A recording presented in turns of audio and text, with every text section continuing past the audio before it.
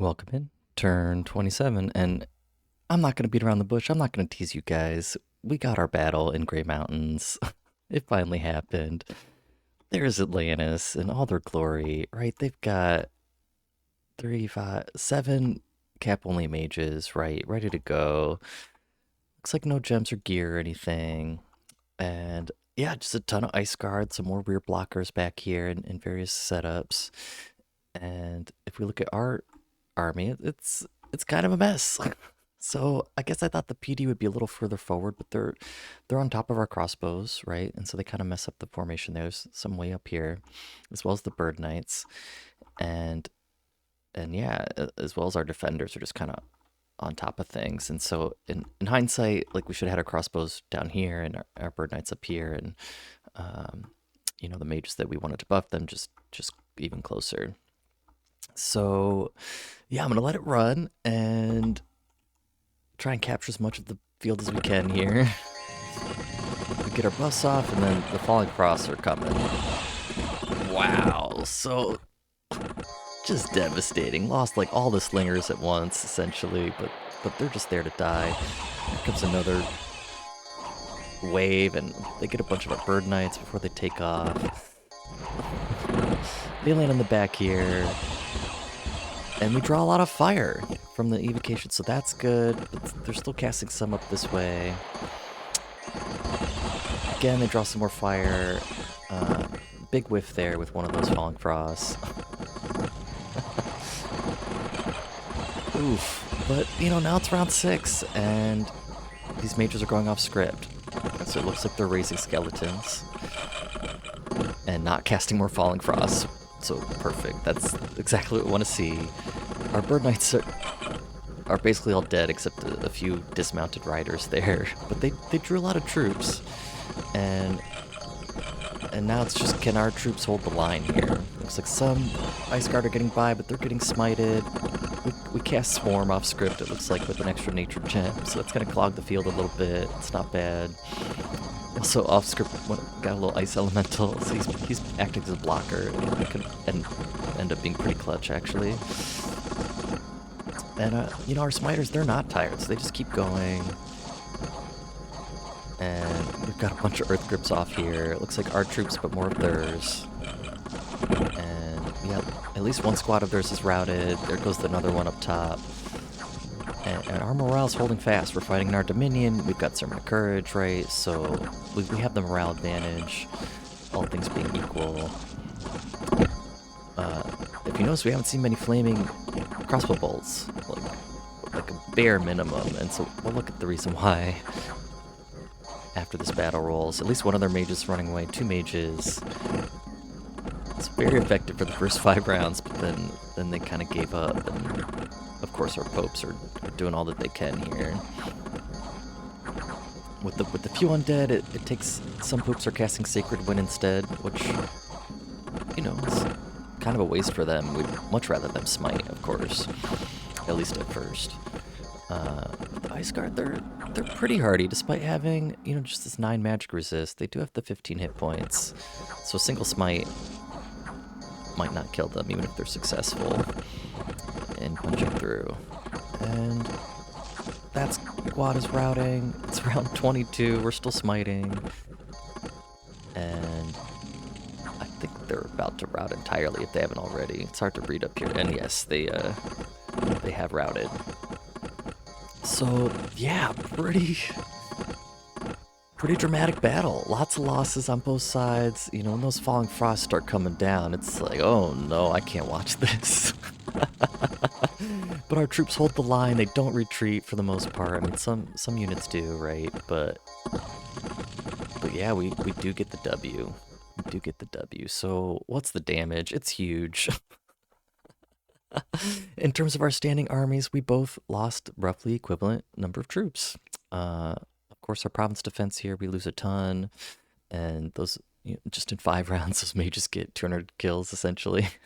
But our popes do work as well. They get 115 kills, and their kills are much more valuable, right? Like we kept the province defense, so this is back next turn, and they're just there to do exactly what they did, draw fire, and the ice guards here, we killed 141, and they're not cheap to replace. Almost 40 resources, 16 gold each. So that's gonna be much harder for them to replace than us. We lost 41 sacreds, but that's only 2 turns worth in the capital. And the defenders, they cost less resources and much cheaper gold, of course. The real loss for us were the bird knights. We lost basically all of them, and they're 25 gold a pop, right? So that's huge. And we did lose one sage priest. And so you might think I actually did the gold calculation to see who came out on top in terms of losses, and uh, put in your bet now, but based on these bird knights and that mage, but we actually came out on top by about 100 gold. They lost 100 gold more of troops, and half of the gold loss from us did come from those bird knights. So aside from the bird knights, like we did okay. And without the bird knights, we might have lost that fight. Like they drew a lot of evocation fire in the back, and if all 8 or so of those casts got onto our troops, we could have routed or just not had enough blockers. Like we kind of barely had enough, um, and so they could have won us that battle. If I had to do a redo, I would not even try to buff them basically, because they didn't.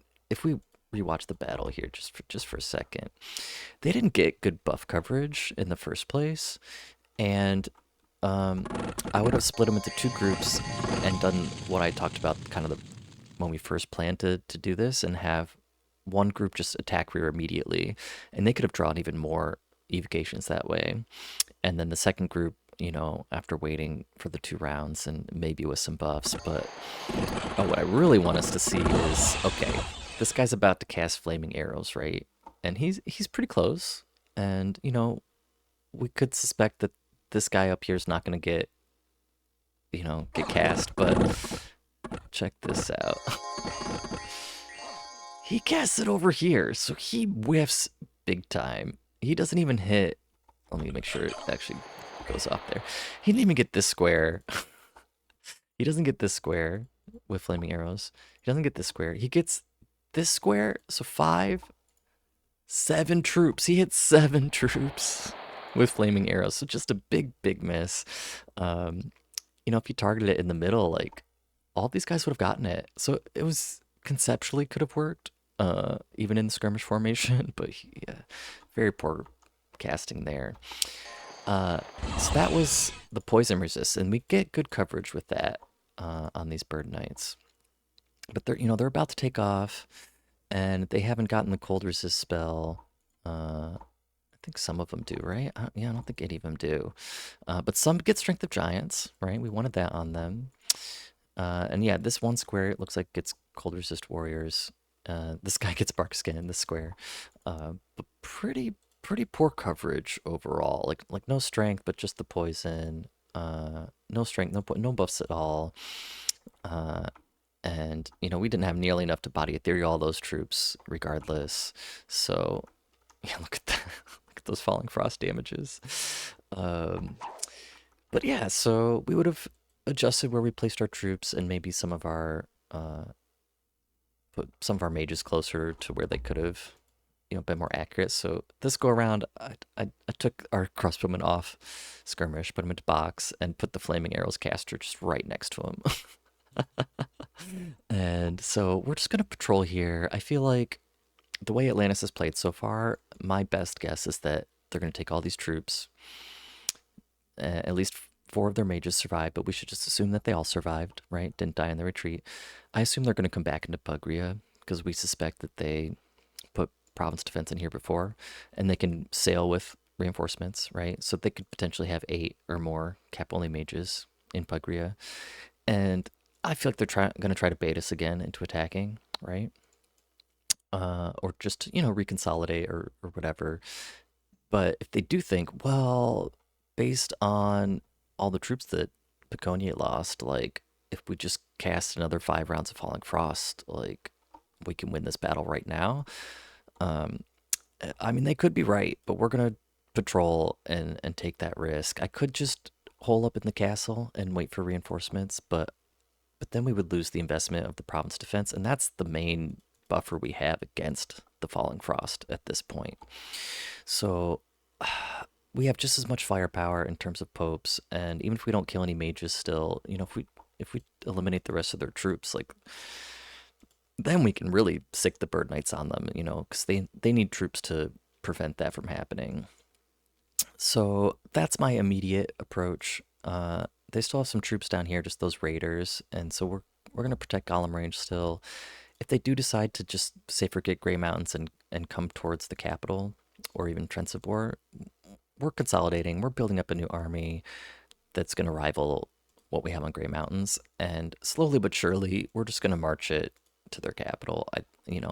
Unless something else happens. So we'll keep the patrollers here, and we'll have a equally intimidating force that can go on the offensive, and then um, maybe we'll reinforce some Grey Mountains or push with both armies, but we can really only go through High Mel, so it's pretty limiting to go on the offensive. But by the time we actually get to Atlantis, we may even have Grey Eagles on the way.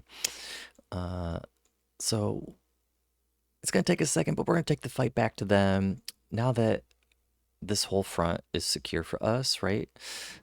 True to their word, Marignan has not increased PD here, and I doubt they're going to try to ambush us, right? We waited a whole turn after talking with them, and we're just going to take this little dinky mage and these defenders, and we'll mind burn one province defense all the way to Hubbardton.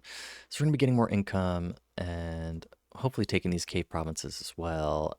And we're just kind of waiting for the Dom kill at this point with Pythium. I didn't show this battle, but we marched back on their other fortress here, and we actually killed the Cap-only mage and the militia and whatnot. So they don't have any candles left except in Linshire, because we've preached them all out here. There's nothing in Renthal, and underground here it looks like there is one, but that's actually Marignan's pretender, Tango. And so hopefully we'll get the Dom kill very soon. I mean, they're sieging with a lot of troops at this point, so another turn or two they should be able to storm, even if there's still candles left. And we can assume this is absolutely not Pythium's dominion in here anymore, but I suppose it's possible. So yeah, that was pretty exciting, I think, to finally see that battle. I hope you guys enjoyed it, and maybe you placed your bets beforehand about what was going to happen, or after round two, seeing all those falling frosts. But we pulled it out, and I feel pretty confident just because we're 2 to 3 times bigger than Atlantis, right? So they're probably marching their way towards Murdering Winter, right, at level 7. But I can't imagine that their research is very high. And, if we just compare it to ours, we've researched level 5 in another path, but then we're going up to level 7 in Alteration, and that's going to be 4 turns from now. And if I had to guess, I would guess that Atlantis' research is closer to half of ours. Because they just had a palisade here until like a turn or two ago, or even this turn. And then just these 3 places to build their mages. They don't have recruit anywhere mages, right? And in the capital, they've mostly been recruiting their cap-only mage. And the ones down here, they're not researching. And the mages they can get to research in their forts aren't very good. Like this guy, he's the only one. He has just 9 research. And then in that underwater fort, this guy has 13 research, but he's not cheap. 260, 200 upkeep. So he's not really a research mage. And that's it. Those are the only options they have for research. So I can't imagine their research is very high. They're going to get evocation 7 very soon. but they probably are rushing it. But they'll also need construction 5 for a booster, because their cap-only mage, put back up here, has 3 native, the 1 random, and then yeah, they could hit on the 10%, but that's very, very unlikely to hit both in water. So we might not have that long before Murdering Winter, but hopefully long enough to at least take them out of the fight. Like, even if they get a cast or 2 of it off, we'll hopefully be able to disperse our armies a little bit and still come out on top now that we can just focus them down. And obviously, Jomon is attacking Utgard, right? They marched on the capital. Not as exciting as you might think, because their province defense here was already knocked out previously. But yeah, between Femini and Jomon now, Utgard's a matter of time before they go down, I imagine. And and then yeah, in Marion and Zamatia land, they're still just kind of stalemating. Which at this point, like, if they want to take another 10, 20 turns to kill each other, like that just works in our favor. So we feel pretty good about it. I'm glad we got to see that battle. I hope you guys enjoyed it. And yeah, we'll go on the offensive relatively soon here. So hope you join me. Imagine that. Welcome in. We're on turn 28. A messenger has arrived from Atlantis. Well, that was a good fight. I had a feeling you'd win that one when I initially saw your scripting the turn before, but I had to try. And this is very nice. I don't feel like people do this very often. Usually if they communicate, it's over Discord, and people aren't just sending like good sportsmen's messages to each other. So I really like this. We'll respond to Atlantis. We want to be good sportsmen ourselves. And in the past, when I've played multiplayer using the in-game system, I'll do a lot more role playing, and like when I declare war on someone or issue a nap, and I'll send a message from our nation like in character, and I think that's really fun. And um, if I tried to role play while we're doing recording, I feel like the turns would just take forever. But I could try to sprinkle that in. Maybe we'll see. We got Alteration 6 this turn. We're on our way to 7. That's nice. We did some site searching, and we found a nature gem in Gifa. Also great for us. Zamatia, they got their profit back. Gustas here. And yeah, Pythium has once again tried to assassinate us. So it's the fourth time the charm here. It's a Pope this time. We have one bodyguard just out in the open. And he doesn't even try to bless. He just heavenly strikes right away. So he's smart. He's been around the block. And yeah, it just takes two. So we're 4-0 against Pythium's assassins. Pretty good for us. I think, our popes against just a human assassin, I think are going to do okay, depending on the dice rolls. In Piconye here, I wanted to just ping in case Atlantis was setting up a trap for us, as suspected, but they actually did retreat. And I wanted to see exactly how much province defense they had here, and it looks to be 30, right? They have some national troops and a few troops that could not retreat. We may look at the map in some of these battles from other nations here, and then in Ampholia, our other battle, that's just us marching on Marion. And actually, I'll just take a look at the map right away. So, yeah, Atlantis did full-on retreat back to their capital. Looks like they sailed across the sea. And there were some troops in Walden as well, and I don't see them here in this vast province, so I don't know if we just can't scout there at all, or if they could actually make it 2 provinces in a turn. Their Ice Guard only have map move 10, but they do have snow move. And these are just plains provinces, so I can't remember what the map movement calculations are, because they don't own this, but it's also not nationally owned, so I just don't know if there are troops there. But regardless, we're going to play it very safe, and we're marching all our reinforcements into Northangs here. So we're already 133 strong, but just 2 popes, just a few mages, and the plan is to congregate this army with most, if not all, of our army from Grey Mountains into Shambhalak the following turn. Unless Atlantis does sail back across the sea, then we'll probably just patrol here again and take another turn to reinforce or 2. But I did take this opportunity to research with these mages, and we're actually over 1,000 per month now, which feels pretty good. And I don't think we'll quite get Alt 7 in 2 turns. Like, I don't think we're quite going to have enough research power with the mages we're recruiting this turn, but we'll be very close.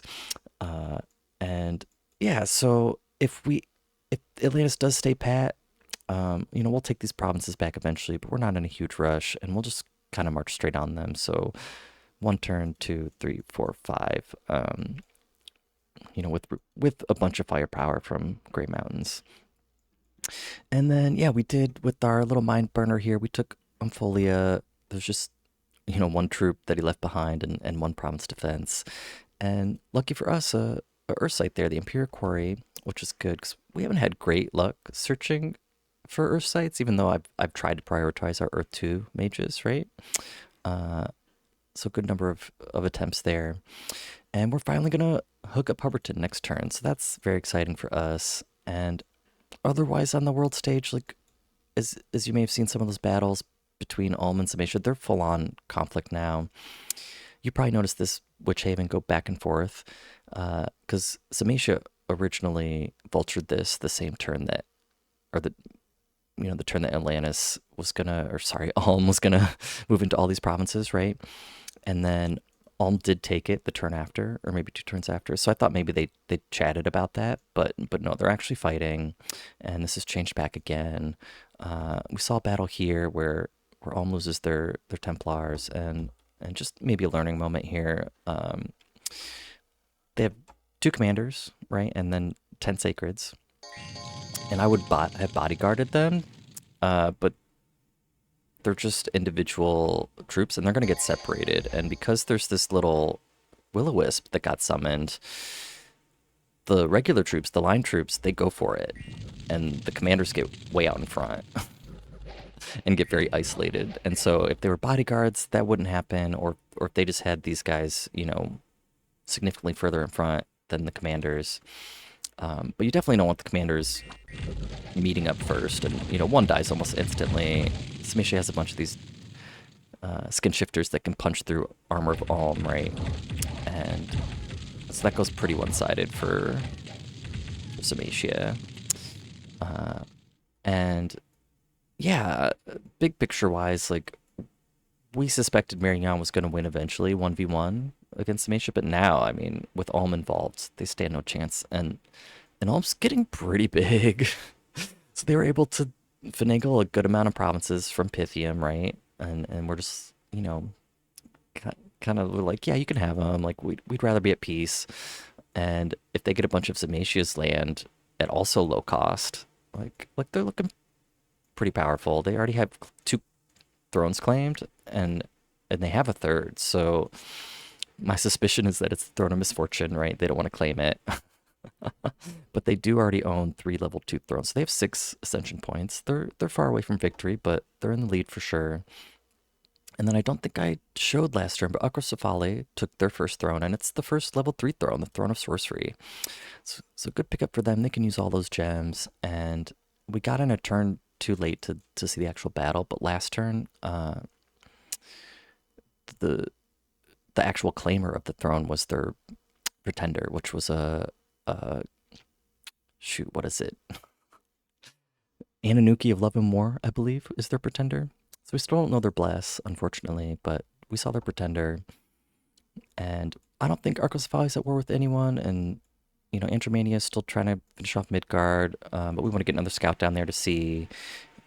And yeah, and Utgard, Jomon, Famini Land, they're all in full conflict. We see it.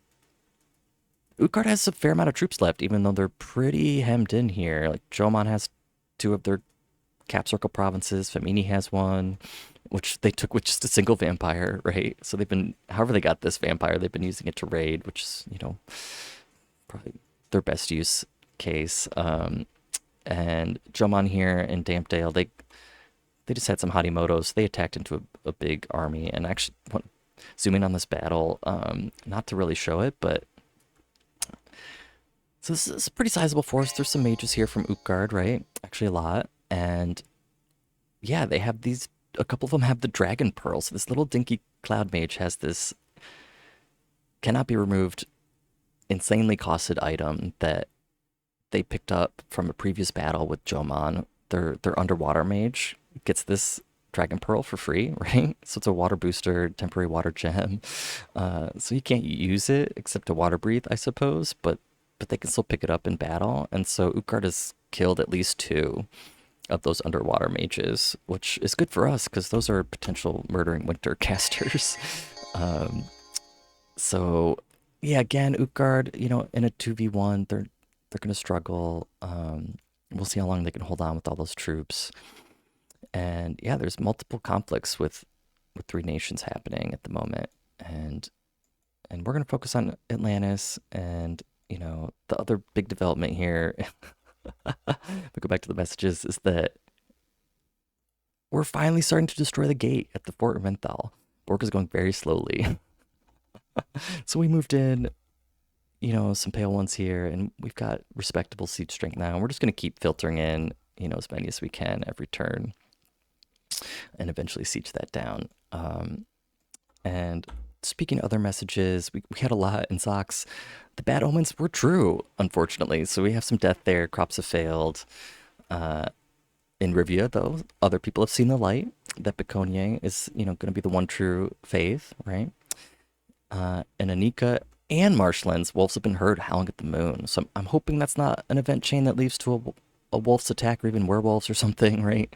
Um, and then Kratos, raiders from the sea are harrying coastal settlements, and I know that this can continue or even result in a battle. So I did put some more province defense there. And these other two, they're not important provinces for us. We can take them back. In marshlands, we found a single air gem from a lightning strike, very good for us. And then 8 water gems found in the belly of a dead whale. So that's disgusting, but someone's gonna clean those up for us.